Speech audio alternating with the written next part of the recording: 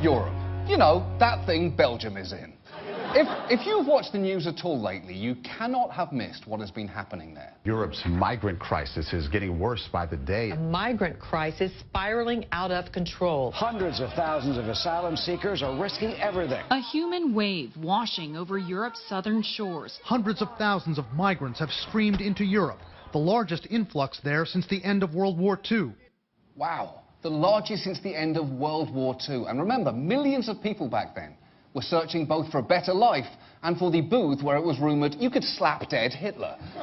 And look, the scale of this story can be hard to get your head around. Hundreds of thousands of people are on the move just within Europe, and another 4 million are being hosted in Turkey, Lebanon and Jordan. And when numbers get that high, they can be hard to comprehend. It's like when someone tells you the size of the audience of NCIS New Orleans.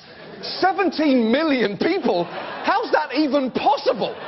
How many Navy-based crimes could there possibly be in New Orleans? This doesn't make any sense. And when you are dealing with a mass of people that large, you really want to be a little careful with how you describe them. Unfortunately, David Cameron, noted alleged swine fellatio enthusiast, recently referred to a swarm of people coming across the Mediterranean. And that language matters, because a swarm of anything sounds terrifying, no matter what it is. If I hear there are a lot of kittens coming my way, I'm going to be delighted. But if I hear there is a swarm of kittens approaching, I'm grabbing a shotgun and I'm getting to high ground, because I'm not going to let those furry fuckers take me alive. And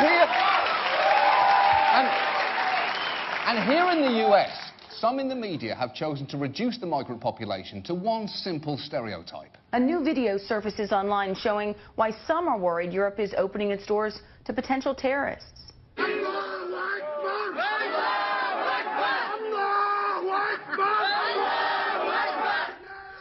Those are reportedly Muslim refugees on a train in Europe chanting Allah Akbar or God is great.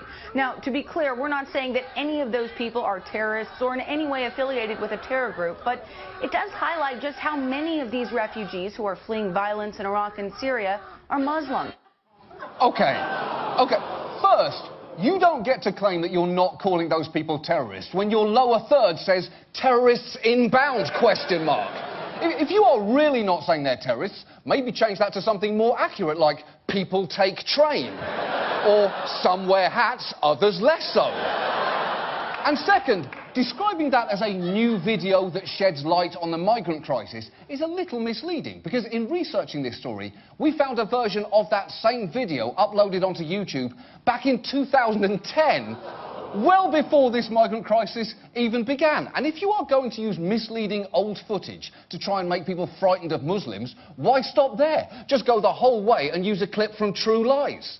Now, to be clear, we're not saying that any of those people are terrorists or in any way affiliated with a terror group, but it does highlight just how many of these refugees who are fleeing violence in Iraq and Syria are Muslim.